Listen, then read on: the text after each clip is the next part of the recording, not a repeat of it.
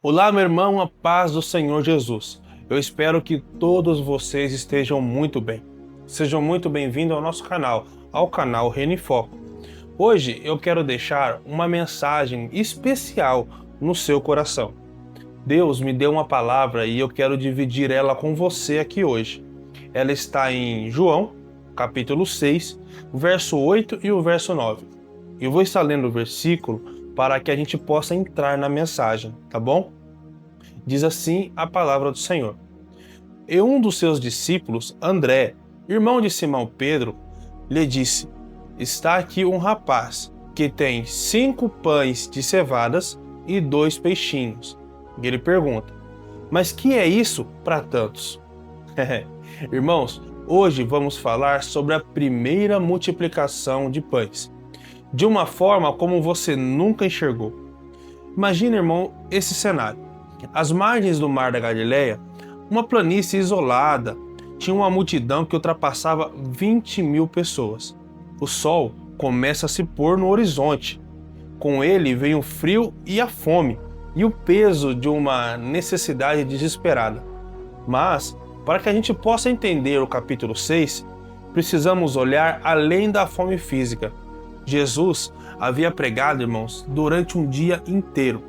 Quem sabe ali ele curou algumas pessoas, demonstrou o poder de Deus perdoando pecados. Enfim, imagina você vendo tudo isso sentado ali naquela multidão, e aquilo foi tão fascinante que você nem percebeu o tempo passar, e tinha mais. Para os judeus daquela época, estar ali com Jesus não era apenas um piquenique espiritual. Ali era um ensaio para uma revolução. Eles estavam em plena época de Páscoa, como nos reforça ali no versículo 4. Ali estava tendo a memória da libertação do povo do Egito. Aquilo ali estava à flor da pele deles. Ou seja, o povo não estava buscando ali apenas um mestre, eles buscavam um novo Moisés. Na tradição judaica, esperava-se que quando o Messias viesse, ele repetiria o milagre do maná. Por isso, cada pessoa naquela multidão estava com os olhos fixos em Jesus, esperando o sinal de que a escravidão sob o Império Romano finalmente acabaria. Então você imagina só, eles não estavam apenas ali ouvindo Jesus, eles não estavam apenas ali prestando atenção nos milagres que Jesus fazia, eles estavam observando cada passo de Jesus, observando e falando assim: será que é ele? Será que é ele? Yuri, como assim? Eu vou te provar isso, irmão. E você fique comigo até o final, que eu vou te provar. Como eu disse, eles não queriam apenas pão.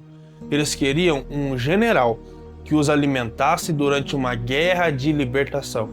Eles estavam prontos para a restauração de Israel, que tanto perguntariam depois em Atos, no capítulo de número 1. Então, irmãos, como eu havia dito, o povo nem viu o tempo passar. Talvez eles estavam ali se perguntando: será que é ele o nosso libertador? A propósito, deixa eu lhe dizer uma coisa, irmãos. Estamos quase chegando nos nossos 100 primeiros inscritos. Se você ainda não se inscreveu, se inscreva. Digite um amém aqui nos comentários. Eu vou te responder. E isso fará o vídeo chegar para mais pessoas. Me ajude, irmãos, a fazer mais um canal de pregação crescer aqui no YouTube. Você faz parte dessa bênção. Então, eu estou confiando em você. Voltando aqui ao nosso assunto, é nesse ambiente carregado de tensão política que Jesus toma a iniciativa. O texto, irmãos, ele nos fala algo fascinante. Jesus, ele se preocupa com a fome deles antes mesmo que qualquer discípulo reclamasse. Ele se volta para Felipe e faz uma pergunta que parece puramente administrativa: onde compraremos pão para que todas as pessoas comam? João faz questão de enfatizar que Jesus perguntou isso apenas para o testar. Mas por que Felipe? Porque Felipe era natural de Betsaida, a cidade mais próxima dali. Ele conhecia as padarias da região, os fornecedores e as rotas de comércio. Jesus, irmãos, ele estava perguntando: Felipe, como está o nosso fluxo de caixa? O mercado local aqui suporta essa demanda dessa multidão? A resposta, irmãos, de Felipe é o retrato da nossa própria lógica humana diante da crise que passamos. Ele não diz não sei, ele faz os cálculos, ele olha para a multidão, olha para a bolsa de moedas vazias e decreta: olha, Jesus, 200 denários ainda não bastariam. Irmãos, 200 denários equivale a quase um ano de trabalho. Felipe estava dizendo: mestre, mesmo que tivéssemos dinheiro de um ano inteiro de trabalho, ainda assim não teríamos dinheiro suficiente para alimentar essa multidão. E é aqui, irmãos, que eu começo a pregar.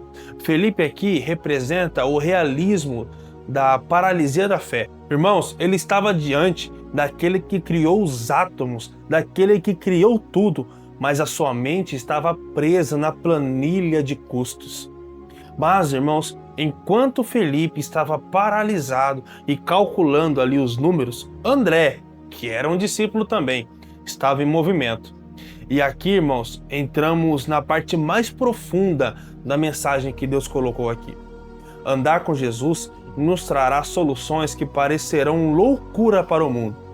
Irmãos, imagina André. André ouviu o diálogo de Jesus com Felipe e não ficou ali esperando uma ordem. Ele saiu entre a multidão, olhou ali as pessoas e encontrou um menino. O texto original sugere que era um garoto de classe muito baixa, pois ele carregava pães de cevada. A cevada, irmãos, era grãos dos mais pobres e dos animais.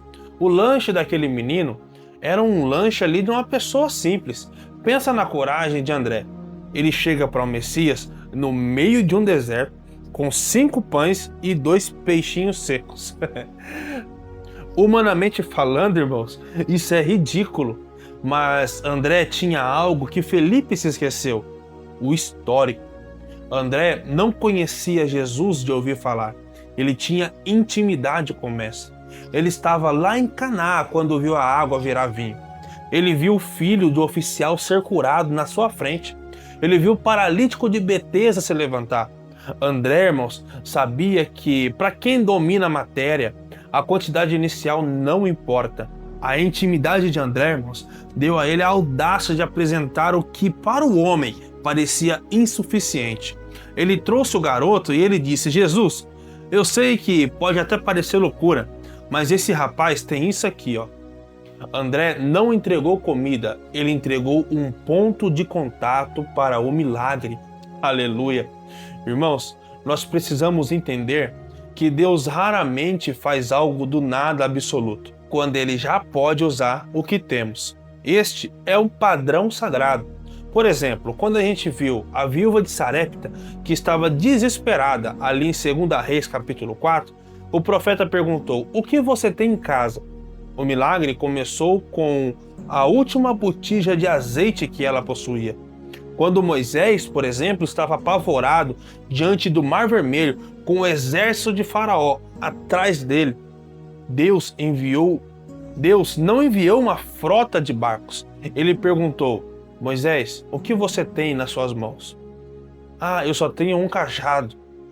Pois bem, esse cajado foi usado para abrir um oceano na sua frente. O milagre de João 6 segue essa mesma trilha.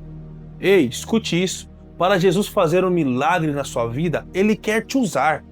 Ele quer te usar para alcançar algo. Talvez você diga: eu não tenho nada. Só tenho o meu tempo. Só tenho as minhas orações.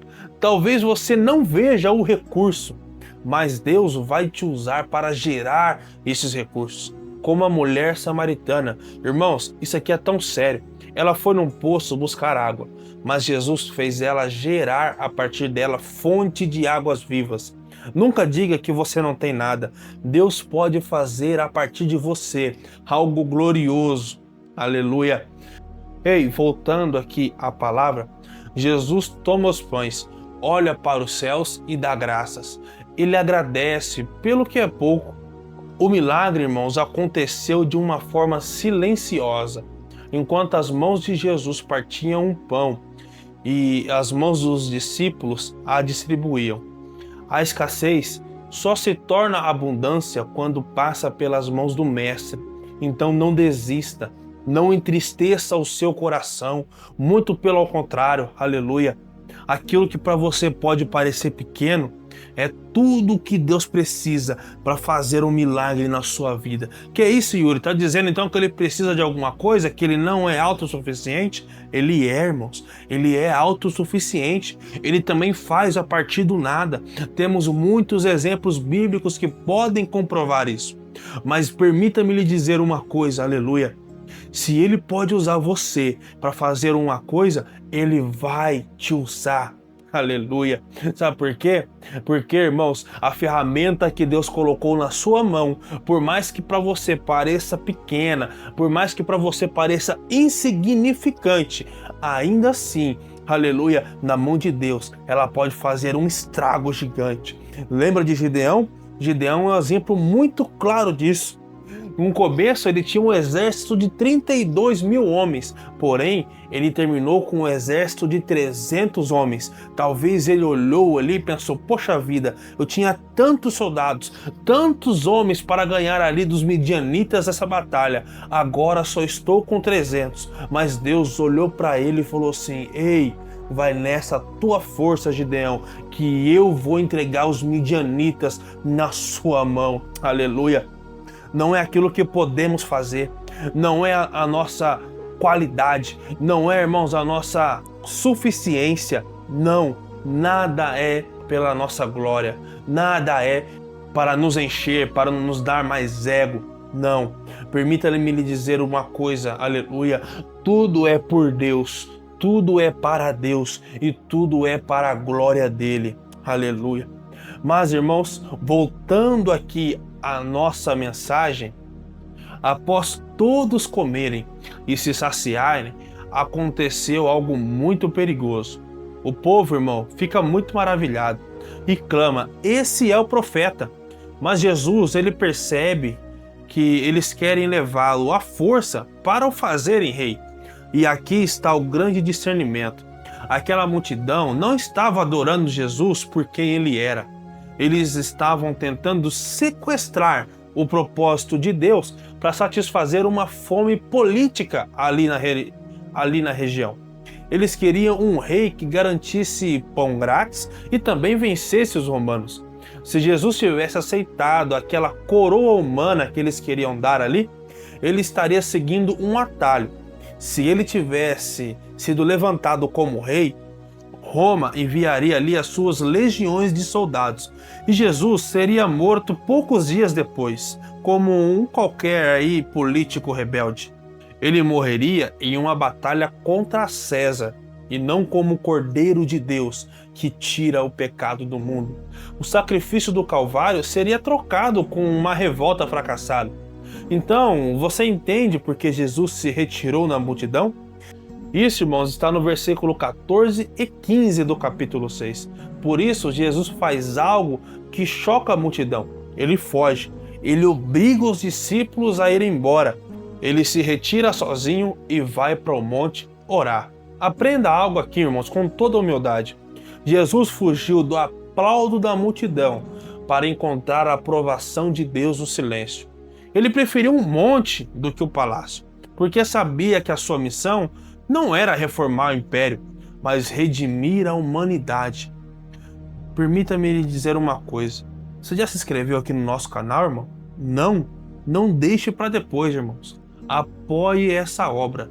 E eu tenho certeza que Deus continuará falando com você. Mas vamos aqui para a nossa conclusão.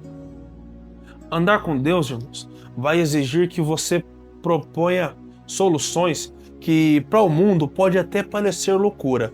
Mas lembre-se, a fé de André foi o que permitiu o banquete para toda uma multidão. Entenda que o que André fez, levar aquele menino para Jesus, não garantiu a saciação da fome dele. Garantiu sim, irmãos, que toda uma multidão fosse alimentada. Quem vive com Deus, irmãos, vive de propósito. E quem vive de propósito entende uma coisa. Pode até parecer loucura o que Deus está me mandando fazer, mas eu vou fazer E não é eu que vou ser beneficiado, vai ser os que estão à minha volta que serão beneficiados. Por quê? Porque parecia loucura para o mundo, mas o meu Deus me fez ver solução aonde todos só viam loucura. Aleluia. Muitas das vezes, a grande oportunidade que o mundo te oferece, aquela coroa, a força, é apenas uma distração para te tirar da rota da cruz. Jesus nos ensina que o sucesso humano pode ser a maior armadilha para um propósito divino. No final do dia, a pergunta não é se você tem pão suficiente, mas se você tem coragem de apresentar o seu pouco e, se necessário, fugir para o monte para continuar sendo fiel àquele que te chamou. Essa, irmãos, foi a mensagem que Deus colocou aqui no meu coração. Se você chegou até aqui, digite aleluias aqui no comentário. E eu quero pedir, irmãos, que Deus te abençoe. Temos vídeos novos todas as sextas-feiras. Deus te abençoe. E mais uma coisa, compartilhe esse vídeo, irmãos, no grupo das igrejas ou para alguém que está precisando ouvir essa palavra. Seja boca de Deus na terra. Eu tenho certeza que essa palavra aqui é uma palavra rema. Que Deus te abençoe em nome do Senhor Jesus. A paz do Senhor.